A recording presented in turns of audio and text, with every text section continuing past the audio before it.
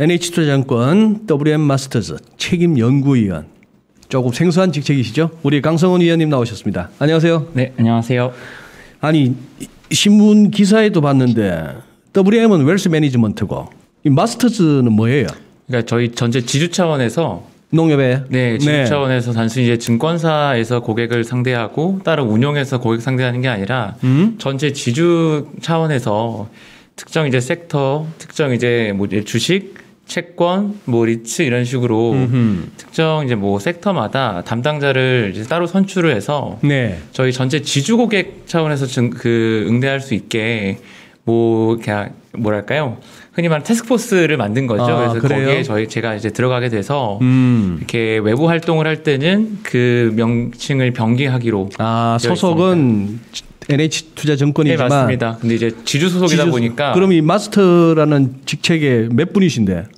전체, 그러니까 저희 증권 리서치는 한 10명 조금 안 되시고, 지주 전체는 좀 더 많은데요. 네네. 그래요? 마스터. 와, 왠지 마스터. 아닙니다. 골프도 마스터스 아닙니까? 네, 맞습니다. 자, 아니, 우리 지금 금통위가 있었어요. 맞습니다. 금통위가 있었고, 지금 오늘도 이주열 총재 기사가 막 나오던데, 어디 국감인가요? 네, 하는 국감? 네네. 우선 눈길을 끄는 게, 이 금리 정상화라는 것이 뭐 금리 한두 번 올리고 마는 게 아니다 이렇게 말씀하셨던가요? 네네, 맞습니다. 이번 그러면 금통위 전후해서 채권 시장 분위기 한번 전반적으로 한번 정리 한번 해주십시오. 그러니까 예를 들어서 기준금리를 올리는 것보다는 보통 동결하는 게 조금 더 덜 매파적이다라고 인식을 하잖아요. 그렇죠. 그런데 이번 금통위 같은 경우는 굉장히 특이했던 게 뭐 인상과 동결 중에 동결로 갔음에도 불구하고 그 흔히 말하는 기준금리에 민감한 단기금리가 금통위 날 급등을 해버리거든요. 네. 그러니까 어떤 이야기냐면 동결을 했음에도 불구하고 기자회견을 통해서 어떤 이야기를 하시냐면 연속적인 금리 인상도 가능하다라는 뉘앙스가 하나, 두 번째가 방금 말씀하셨던 국감에서 얘기처럼 뭐 한두 번 한다고 될 게 아닐 수도 있다. 뭐 그런 식으로 추가적인 금리 인상 여지를 좀 강하게, 사실 이번 기자회견처럼 굉장히 적나라하게 추가 금리 인상에 대한 이야기가 있었던 회의가 있었나 싶을 정도로 굉장히 강한 언사의 추가 금리 인상. 거의 뭐 11월 달에 다음 회의 때는 금리 올릴 것처럼 말씀하신 거 아니에요? 그러니까 사실 11월 인상은 기정사실화 된 건데 그 다음 코멘트가 어떤 거였냐면 내년에도 금리 인상하기 훨씬 더 뭐 좋은 환경 아니겠냐 뭐 이런 이야기를 하셨어요. 그러면 시장 입장에서는 총재 임기가 뭐 앞두고 한 두세 번 정도 금통이 남아 있는데 두 차례 연속 금리 인상도 충분히 가능한 것 같다. 이주열 총재 언제까지인데요? 내년 3월. 내년 3월. 대선이 있기 때문에 11월 끝나면 내년 1월, 2월 두 번이 있는 거거든요. 근데 세 번 중에 두 번 정도 금리 인상을 할 수 있는 거 아니냐라고 이야기가 나오면서 단기금리 급등했고요. 그래서 오늘 국감에서 하신 얘기는 사실 이번 주에 있었던 금통위 때 이야기와 크게 다르진 않습니다. 근데 어떤 생각을 좀 하냐면 예를 들어서 일단 조금 맥락을 보면 그렇죠. 그게 저희가 중요하지. 금통위가 기준금리 결정할 때 기본적으로 경기가 우선이고요. 그러니까 금통위 한국은행 홈페이지 들어가 보셔서 한국은행의 목표를 보면 일단 첫 번째는 물가 관리. 근데 물가 관리는 경기랑 연결되니까 경기 관리인 거고 부수적으로 금융 불안정을 관리한다라고 돼 있거든요. 부수적인 목표인데. 근데 최근에 한은이 공식적으로 어떤 코멘트, 어떤 보도 자료를 내냐면 현재로서는 경기보다 금융 불균형이 더 중요하다라는 언급을 해요. 그러니까 사실상 가계부채, 그러니까 부동산과 연결된 가계부채가 지금으로서는 한은의 가장 최우선 목표다라는 이야기를 하거든요. 그럼 거기서 저는 어떤 생각을 하냐면 사실 총재도 그렇고 기본적으로 모든 중앙은행이 통화 정책을 할 때 상황에 따라 가변적일 수 있기 때문에 이렇게 적나라하게 이야기를 하질 않거든요. 어느 정도 조금 흔히 말하는 여지를 확보를 하는데, 소위 말하는 중앙은행가들의 어떤 레토릭이 따로 있죠. 그런데 이렇게까지 왜 강하게 했을까를 곰곰이 생각해 보면 이런 겁니다. 만약에 대출을 받으신다고 했을 때 한은이 금리 몇 번 올릴지가 명확히, 그러니까 금리를 안 올리더라도 명확하지 않은 게 제일 무섭죠. 그렇죠. 그러니까 당장 10월에 올리고 한 번 올렸으니까 앞으로 몇 번 남았어라는 거를 힌트를 주기보다는 우리 앞으로 몇 번 올릴지 몰라라고 하는 뉘앙스를 주는 게 만약에 경기가 아니라 정말 말 그대로 가계부채를 막기 위한 것이 목표라면 네. 보통 중앙은행가들은 네. 경기 여건이라고 하는 것이 복잡계이기 때문에 어떻게 될지 모른다가 핵심이잖아요. 네. 그래서 절대 분명하게 그러니까 본인 스스로 발목을 잡는 일을 하지 않습니다. 예. 그런데 경기가 아니라 가계부채 막는 것이 최우선 정책이라면 어떤 방법이 있냐면 우리 얼마나 올릴지 몰라. 앞으로 강하게 이야기를 해서 가계부채의 어떤 추가적인 증가를 막는 방법이 있거든요. 네. 한은 총재가 이번에 굉장히 강하게 한 이유는 진짜로 두세 번 올릴 거야라는 생각도 있으셨겠지만 일단은 신호효과가 컸다고 봐요. 몇 번 올릴지 모를 때 부채 땡기기 제일 어렵습니다. 그런 환경을 만드신 거라고 보고요. 네. 일단 시장 입장에서 운용하시는 분들 입장에서는 당연히 뭐 어느 정도 금리 올릴지에 대한 힌트가 없었다라고 한다면 당연히 단기 채권을 팔 수밖에 없었겠죠. 그래서 사실 최근에 굉장히 채권 시장 같은 경우 분위기가 굉장히 흉한 그렇죠. 그런 상황입니다. 근데 지금 어차피 지금 금리가 얼마든 간에 대출 지금 못 받는 분위기 아닙니까? 그렇죠. 근데 이게 그런 것 같아요. 그러니까 전반적으로 그 금리단, 대출단 공히 가계대출 막는 것이 최우선 목표가 돼버린 것 같습니다. 사실은 대출 막는 것도 굉장히 좀 놀라운 일인데 거기다 금리도 굉장히 좀 빠르게 올리고 있어서 일단은 전반적인 정책 당국의 입장은 명확한 것 같습니다. 지금으로서는 금융불균형 누중 막는 게 최우선이다. 사실 한국의 금융불균형 가계부채죠.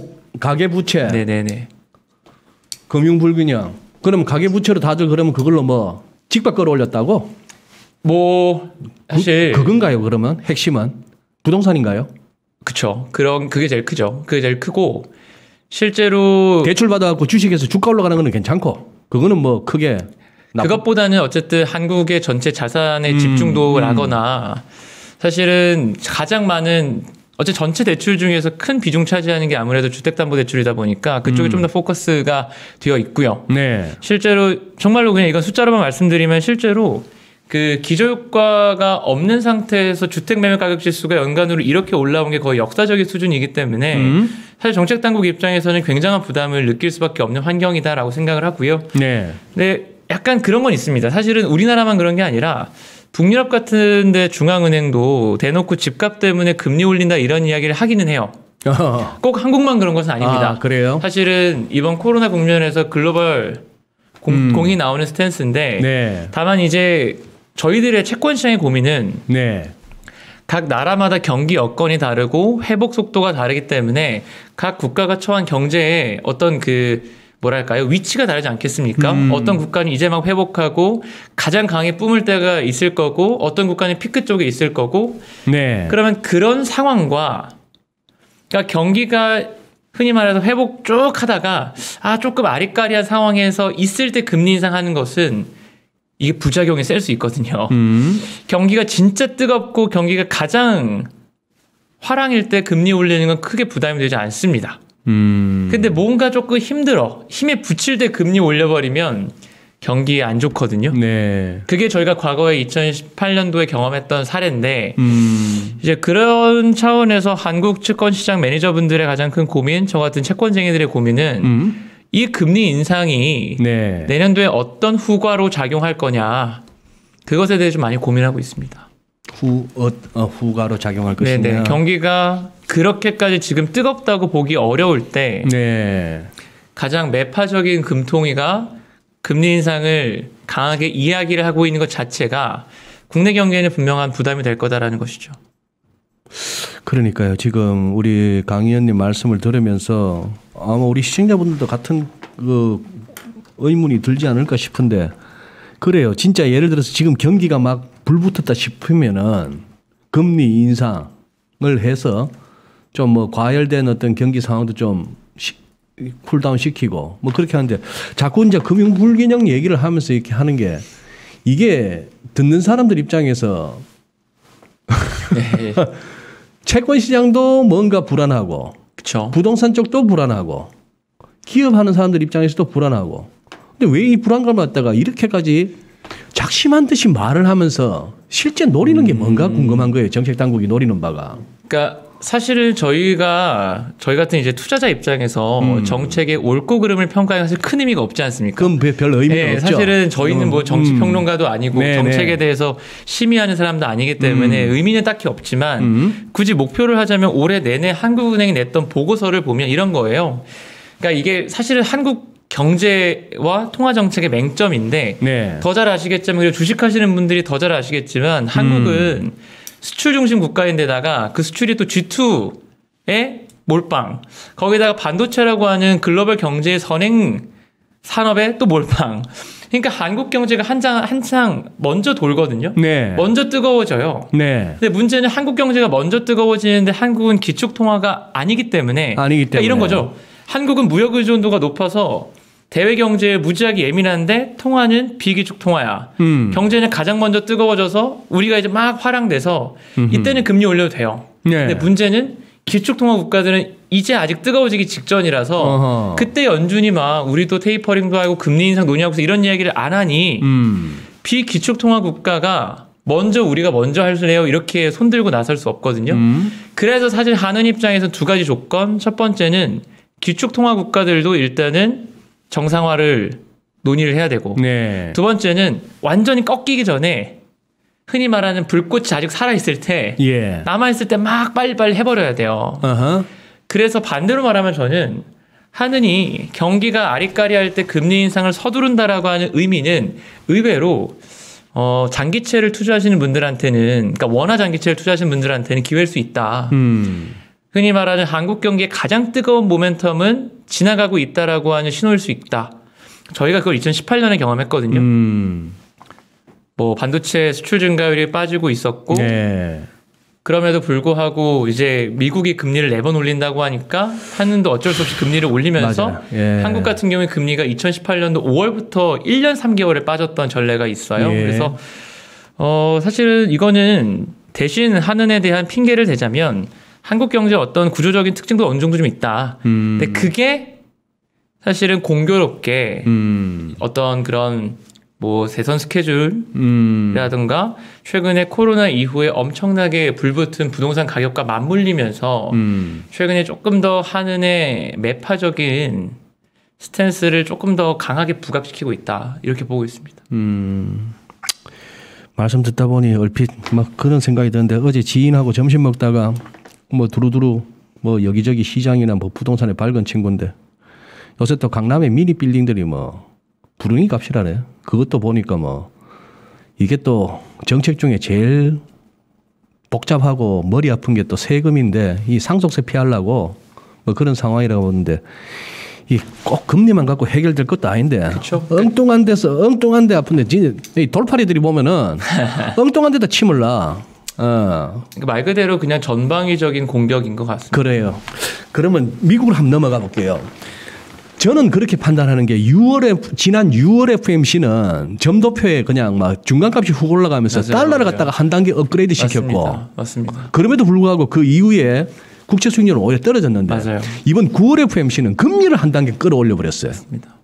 그리고 지금 이번에 의사록도 나오니까 맞습니다. 테이퍼링도 보니까 이제 거의 클리어하게 밝혀준 것 같은데 이번 9월 FMC의 의미를 한번 정리. 제가 진짜 최근에 금리를 담당하는 사람 입장에서 가장 좀 불편한 거는 네. 이게 꼭 이제 이론적인 이야기를 드리려는 게 아니라 네. 스태그플레이션에 대한 이야기가 많이 나오지 않습니까? 네. 근데 방금 말씀하신 대로 6월과 9월 FOMC 차이를 보면 네. 미국 채권 시장은 지금 스태그플레이션이라고 하는 테마를 그렇게 강하게 반영하고 있지는 않는다고 봐요. 왜 그러냐면 그냥 쉽게 설명드릴게요. 보통 저희가 10년짜리 장기금리라고 하면 이런 거죠. 물가랑 성장을 반영하자. 물가가 올라가면 금리도 올라가야 되고요. 네. 성장이 좋아지면 금리가 올라가야 돼요. 그래요. 자, 근데 곰곰이 생각해 보시면 네. 스태그라는 게 뭐냐면 물가는 올라가는데 성장은 낮아지는 게 스태그잖아요. 네. 그럼 생각해 보시면 소장님 물가는 올라가고 성장은 낮아져. 그럼 장기금리는 올라가야 될까요? 낮아져야 될까요? 양가적이잖아요. 그걸 누가 결정해 주냐면 연준이에요. 만약에 물가가 올라가는 거에 포커스를 둬서 긴축하면 물가는 억제되겠지만 경제 안 좋아지는데 긴축해 금리는 급락할 겁니다. 그게 6월 이후에 시장이었어요. 정확히 말하면 채권 시장은 매크로를 1기 분기 이상 좀 더 선반영하기 때문에 제가 생각할 때 미니 스태그플레이션이 채권 시장의 메인 팀이었던 거는 6월부터 8월까지입니다. 그때 말씀하신 대로 6월 FOMC에서 굉장히 의미 있게 매파적인 신호가 나왔고 그래요. 당일날 올랐다가 그 다음부터 주구장창 빠졌던 이유는 아직 경기가 그렇게 회복 속도가 강하지 않고 그때가 또 델타가 올라올 때잖아요. 델타 변이가 네, 그때 오히려 올라올 때였어요. 맞아. 예. 8월까지. 예. 그런데 거기다 대고 물가 때문에 긴축을 서두를 수 있어? 예. 그러면 경기 망가지겠다. 정책 실패 베팅이 들어왔어요. 그게 10년물을 비롯한 장기물 쪽에서의 국채 수익률 하락이다. 맞습니다. 그런데 9월 때는 어땠냐? 당연히 그냥 직관적으로 보기에는 유가 급등하고 있고 경기는 어쨌든 전망치 낮춘 것 같으니까 스택인가 생각하시겠지만 채권 시장의 반응을 보시면 9월에도요. 연내 테이퍼링은 공식화했고 내년도 그러니까 이번에 의사록 보셔도 뭐 내년도 인상에 대한 이야기도 슬슬 나오잖아요. 네. 금리 인상까지. 때 만약에 진짜 스태그가 유의미하게 물가 올라와 경기 내려가. 근데 매파적이었으면 또 금리 빠졌어야 정상인데 금리가 올라가 버리잖아요. 네. 그 얘기는 뭐냐면 9월 FOMC에서 나왔던 이야기들 뭐냐? 야 경기가 안 좋은 게 올해는 안 좋은데 이게 내년으로 미뤄진 거야. 그러니까 무슨 얘기냐면 사실 주식하시는 분들이 많이 보시니까 쉽게 설명을 드리면 만약에 자동차 기업이 있는데 신차를 냈어요. 근데 이게 안 팔리면 실적 전망치도 낮춰야 되고 목표 주가도 낮춰야겠죠. 네. 신차를 냈는데 주문은 정말 물밀듯이 들어오는데 공장에 불이 나서 못 팔았어요. 아니면 반도체가 부족해서? 그렇죠. 그러면 어떻게 하냐면 이번 분기 전망치는 까고 다음 분기가 올려서 목표 주가는 유지할 수 있잖아요. 그렇죠. 그런데 이번에 9월 FOMC에서 연준이 어떤 걸 했냐면 올해 전망치는 낮춘 대신에 내년 걸 많이 올려요. 무슨 얘기냐면 미국 GDP 까보니까 재고 축적을 못한 게 핵심이었네. 재고 축적이 다 병목 현상이기 때문이라면 연말 연초 풀리면 내년도 경제는 올라가. 그러니까 주식으로 보시면 올해 못 판 거 안 팔려서가 아니라 진짜 없어서 못 판 거라서 내년도 미룬 거다. 경기가 올해 전망치가 낮아진 게 사라진 것이 아니라 이연된 거다라는 신호를 준 거예요. 네. 그래서 진짜 스태그가 물가 올라가는 경기 나빠져 이게 아니라 9월 FOMC 신호는 경제는 좋아질 거야. 회복될 거고 긴축도 할 거야. 네. 그러니까 금리가 그때부터 급등한 거죠. 오케이 경기도 좋고 거기에 맞춰서 점진적인 긴축도 한다.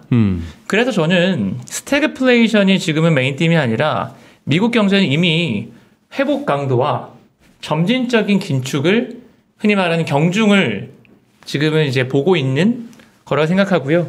최근 한 이틀 정도, 2, 3일 정도 금리 빠진 거는 의사록 봤더니 심지어 내년 금리 인상은 너무 오버 아니야? 이러면서 금리가 좀 빠진 건데 저는 개인적으로 연말에 가면 11월 테이퍼링 발표를 전후로 해서 계속해서 파월 의장이 테이퍼링이랑 금리 인상을 기계적으로 해석하지 말라는 이야기를 계속 할 거고요. 그러니까 조기 금리 인상으로 완화시켜 줄 거고 어쨌든 연말 연초 핵심은 이연된 경기 회복이 부각될 거다. 미국 경제는 미국 채권 시장은 조금 더 경제에 포커스를 두고 있고 그 경기에 대한 판단은 좋아질 거다 쪽에 몰려 있다라고 보고 있습니다. 그렇게 보고 있습니다. 9월 FOMC 이후에 금리 올라온 거 보시면 스태그플레이션은 채권 시장의 메인팀은 아니에요. 분명한 건. 스태그플레이션을 갖다가 정말 겁을 낸다면은 금리가 이렇게 오를 수는 없다. 네, 장기물이. 네, 맞습니다. 그러니까 그냥 심플하게 생각해 보면 되잖아요. 아니 물가 올라가고 성장 내려가면 아니 스태그플레이션이 걱정이 되면은 그렇지 금리가 떨어져야 되죠. 그렇죠. 그러니까 쉽게 생각하시면 돼요. 물가 올라가고 경기가 안 좋아. 근데 만약에 금리 인상하신다 생각해 보시면 물가 기대값은 떨어져요. 성장은 더 망가지겠죠. 그러네요. 금리가 무지에 빠져야 됩니다. 그래서 사실은 스태그플레이션 우려, 연준의 매파적 성향 강화, 미국채 금리 상승 이 세 가지는 동시에 존재할 수가 없어요. 지금 저 자료실에 올라가 있겠습니다만 장기금리, 스태그플레이션 그리고 연준의 3원 불가능성 삼위일체가 안 된다. 불가능하다. 맞습니다. 금리를 올리면서 스태그플레이션이 오지는 않는다. 스태그플레이션 상태에서 어떻게 금리를 올릴 수 있겠느냐. 아니 정확히 말하면 금리 상승이란 금리 인상이 아니라 장기 금리 상승. 장기 금리 상승. 네네네. 그러니까 금리 상승. 네네네. 네. 그러니까 기준금리 인상, 정책금리 인상이 아닌 시장금리의 상승. 네. 네네네. 그래서 이미 미국 채권 시장의 메인 테마는 미국 경제 회복의 강도를 측정하는 수준이다. 이렇게 좀 봐주시면 될 것 같습니다. 스태그는 사실 조금 채권 시장 입장에서 미국 채권 시장 입장에서는 이미 6, 7, 8에 지나간 이슈라고 봐요. 그러면 여기서 훌쩍 논리에 이제 비약이 나옵니다. 그렇다면 미국 주식 걱정 안 해도 되네 아직. 주식 뭐 사실 제가 주식을 보는 사람은 아니지만, 네네. 그러니까 예를 들어서 적어도 이제 보통 이제 그로스랑 할인율을 동시에 보실 텐데 예. 지금 미국은 어쨌든 그로스에 대한 시각도 올라가고 있다. 제가 말하는 건 매크로입니다. 매크로 그로스의 시각도 좋아지고 있고. 그 지금 단순히 경제 성장입니까 아니면 실적의 성장입니까? 저 같은 경우에 당연히 경제 성장. 제가 뭐 사실 주식 담당자가 아니기 때문에 네. 실적에 대한 감은 없지만 적어도 미국 경제에 대한 매크로에 대한 눈높이가 올라가면서 할인율이 올라가는 것이기 때문에 그렇게까지 저는 미국의 어떤 자산 시장에 대해서는 뭐 그렇게 위험하지 않다. 유일한 걱정은 연준이 좀 오버할 가능성? 아직 경기가 충분히 좋아지지 않았는데 먼저 조금 나선다거나. 근데 그거는 분명히 연말 연초에 잘 관리가 되리라 생각하고 있습니다. 예. 선진국에 대해서는 그래서 뭐 그렇게 큰 걱정을 하고 있지는 않습니다. 그래요. 그러면은 여기서 다음 질문 넘어가기 전에 요거 한번 정리를 하고 싶은데 지금은 재무장관이시기도 한 제닛 옐런의 의장 시절에 그 고압 경제. 네, 맞아요. 그걸 갖다가 이제 좀 다시 한번 복습하는 차원에서 뭐 어떤 경제를 갖다가 그렇게 고압 경제라고 표현한 겁니까? 그러니까 이게 되게 비유가 많은데 예. 그냥 쉽게 생각하시면 그러니까 심플하게 더 이상 물가는 신경 안 쓸게요. 물가 별로 신경 안 쓰고 완전 고용이 되고 완전 고용이 우리가 생각했던 완전 고용 목표보다 더 내려가도 뭐 상관없어. 그러니까 고용만 신경 쓰다겠다는 거거든요. 그러니까 이게 되게 심플한 해석을 말씀 왜 드렸냐면 저희가 코로나를 감히 누가 예상했겠냐마는 아다리가 어떻게 맞냐면 2019년에 연준이 우리 1년 후에 연준의 전체 통화정책 목표를 한번 싹 정리할 거야.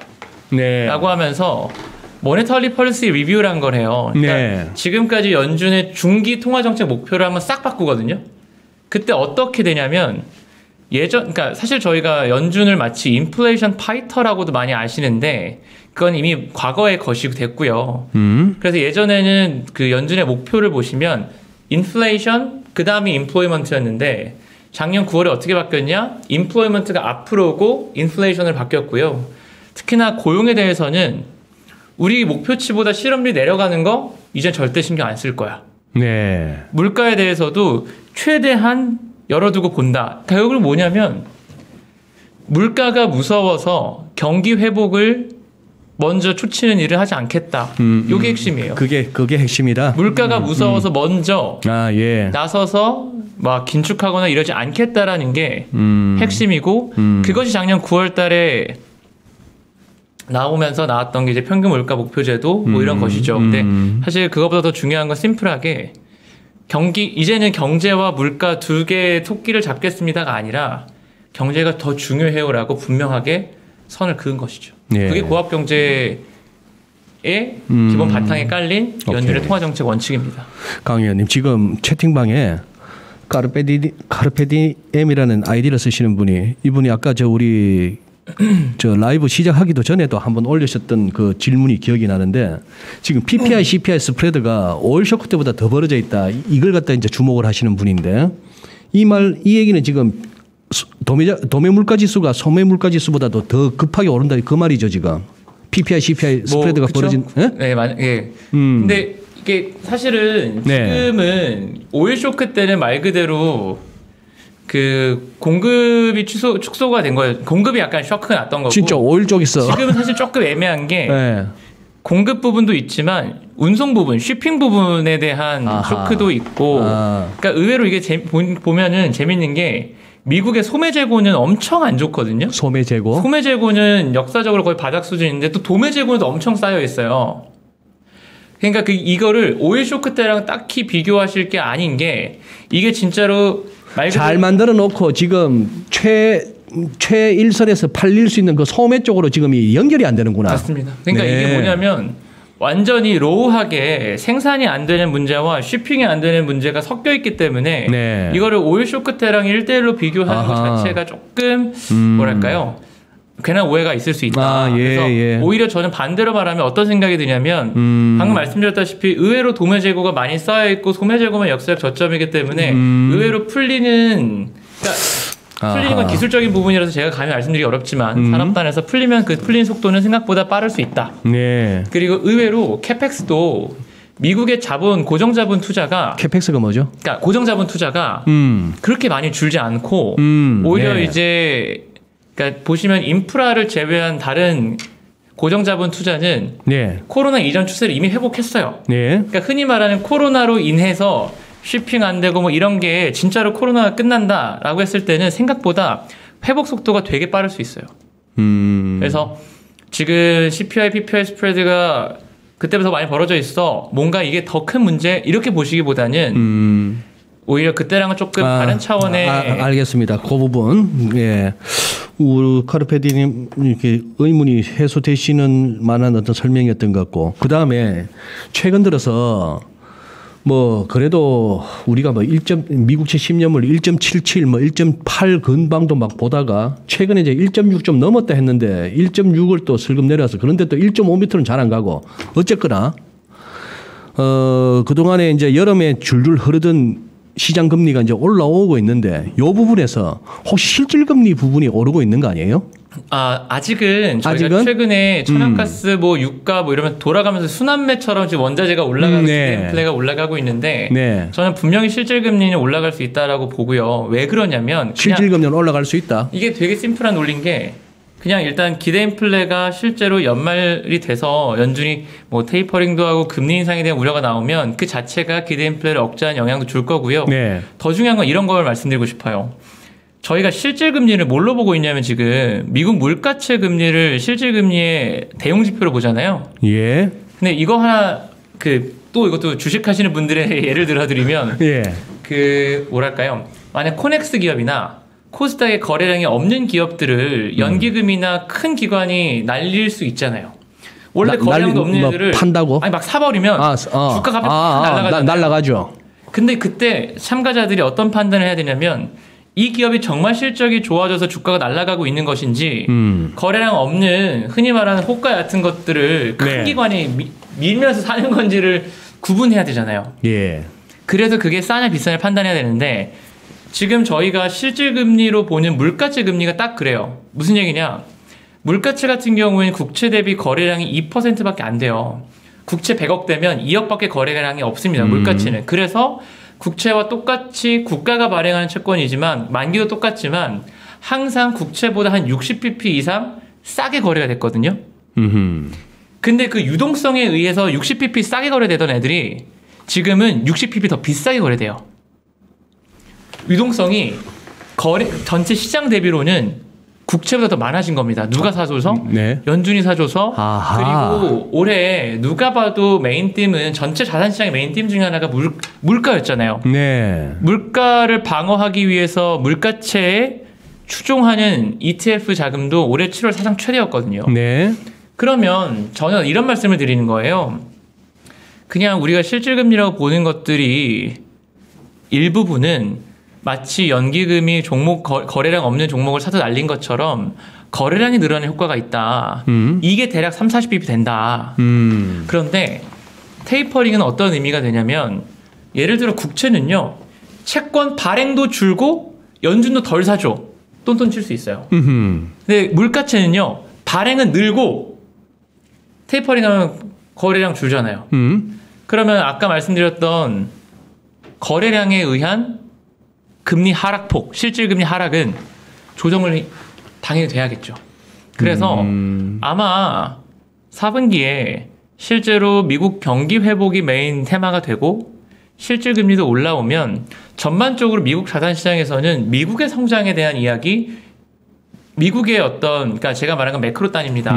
네. 미국의 경제 성장에 대한 이야기가 분명히 핵심 주제가 될 것 같아요. 그래서 지금 저는 미국 채권에 대해서는 올해 내내 특히나 금리가 이제 저 같은 경우에는 작년 연말에 N자형 패턴 볼 거다. 올해 1분기 때 고점 보고 내려갔다가 다시 올라간다 말씀드렸었는데 그래서 올해 7, 8월에 계속해서 축소 말씀을 드렸던 게 이거는 경제적인 이야기 플러스로 정말 말 그대로 기술적인 조정이기 때문에 테이퍼링과 함께 무조건 오는 겁니다. 그래서 그런 부분도 조금 이제 들으시는 분들이 생각하시고 생각보다 경제가 좋아진 속도보다 실질 금리가 푹 올라갔네? 이게 아까 그 친구가 얘기했던 유동성 효과. 근데 그것이 어쨌든 가격 자체가 사람들한테는 신호 효과가 있기 때문에 분명히 경제 좋아지는데 실질 금리 올라갔네? 뭐 이런 식의 어떤 메커니즘이 나올 수 있겠죠. 그동안에 조금 실질금리하고 저 같은 경우는 실질금리하고 나스닥하고 이렇게 겹쳐놓으면은 실질금리 올라가면은 나스닥이 확실히 조정이 오고 그런 어떤 역의 상관관계가 있더라고요. 맞습니다. 근데 지금 강 의원님 말씀을 들으니까 실질금리 상승에 그런 수급적인 측면에서의 약간 오바가 있을 수가 있다는 거네. 네네 맞습니다. 그 얘기는 또 결과적으로 주식 쪽으로만 대입하자면은 실질금리 상승을 너무 주식에 부정적으로만 꼭 볼 것도 아니다 이렇게 결론을 내도 되고. 네, 꼭 제가 주식 스타일에 대해서 제가 감히 말씀드릴 수 없지만 제가 말씀드리고 싶은 거는 주식도 싫고 채권도 싫은 금리 상승은 경기 대비 연준이 좀 더 과하게 금리를 올리거나 과하게 빨리빨리 막 채권 팔거나 제일 그런 건데 네. 채권은 싫지만 주식은 좋을 때가 언제냐면 주식은 제일 좋을 때가 정부가 돈 무지하게 쓰겠다고 채권 발행 늘렸을 때 그땐 땡큐. 그땐 정말 주식만 좋고 채권이 안 좋아요. 근데 제가 생각한 4분기는 수급 채권 발행도 아니고 연준 정책도 아니고 정말 경제가 좋아지면서 금리가 올라가는 흐름들을 보고 있기 때문에 채권은 안 좋고 주식은 not bad. 이 정도의 생각으로 접근해 주시면 될 것 같습니다. 오케이, 그래요.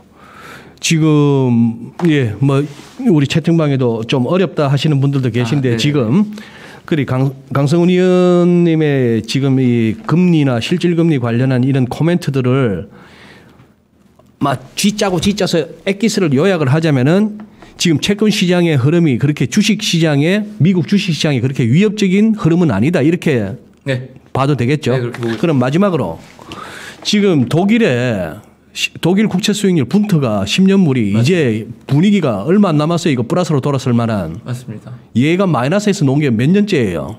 맞습니다. 근데 얘가 플러스로 독일 국채도 프랑스 국채도 결국 유로존의 국채 수익률이 마이너스에서 플러스로 돈다.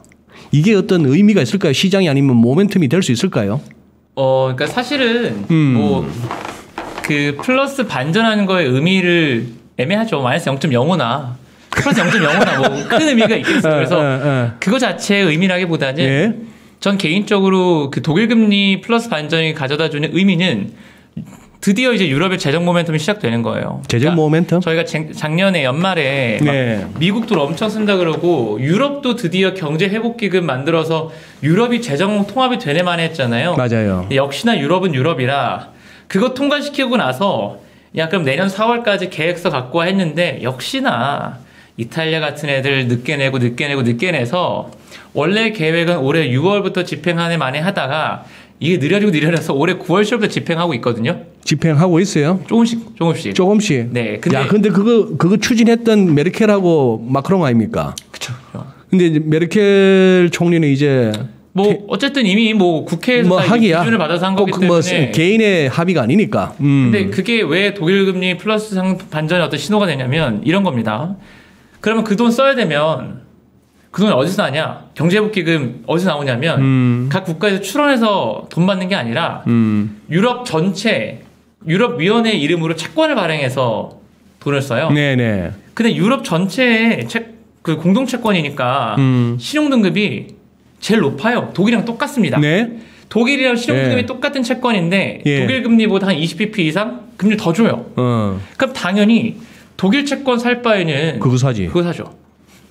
그래서 독일 금리가 플러스로 간다라는 이야기는 해당 공동채권 발행이 무지하게 늘어나고 있다. 대체 효과가 엄청나거든요. 그 얘기는 독일 그 또한 수급으로 이해해야 되는구나. 수급이랑 플러스 두 번째가 독일 경제 같은 경우에는 산업 생산 자동차가 제일 중요해서 네. 전 개인적으로 독일 금리가 막 올라오고 있다는 신호는 자동차 산업, 기계 산업의 쇼티지가 풀리고 있다는 신호일 수도 있죠.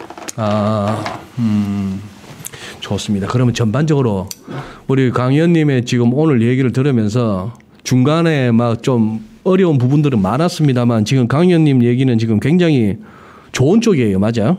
그렇죠. 근데 요거는 하나만 말씀드리고 싶어요. 저희가 코로나 국면에서 위너와 루저가 있었고 코로나 국면에서 가장 큰 위너는 사실은 이머징 애들이었어요. 네. 자산시장에서 보면. 네. 그리고 생각해 보시면 미국 같은 나라가 작년 연말에 금리가 1%대를 못 넘었습니다. 그렇죠. 근데 지금 올해 연말에는 선진국 쪽 경기 모멘텀이 제일 좋아요. 그 얘기는 작년에 루저였던 애들이 위너가 되고 이제 진짜 말 그대로 애프터 코로나에 대한 생각을 하게 되면 코로나 때 위너였던 애들은 루저가 되겠죠. 네. 그래서 선진국 경제가 좋다라고 하는 거를 글로벌 경제가 다 좋은 상황으로 보시면 안 돼요. 분명히 반대로 말하면 선진국 금리가 올라가면 예전에는 선진국 미국 채권 1%도 안 되니까 돈 풀린 걸로 이거 사고 다른 나라 채권 샀으면 야 지금 더블A 등급 이상 국가 중에서 그 달러 그 수합하면 유럽 금리도 되게 높거든요. 그러니까 무슨 얘기냐면 선진국에서만 돈이 돌 수 있다라는 이야기이기도 해요. 그래서 제가 말씀드리고 싶은 거는 선진국 경제 좋고요. 선진국 자산에 대해서는 의심이 없다. 다만 선진국 경제가 좋다라고 하는 게 예전처럼 선진국이 이머징을 끌고 가는 형국이라기보다는 일단은 선진국만 먼저 막 달려가고 얘네들이 조금 더 필요할 것 같아요. 오케이.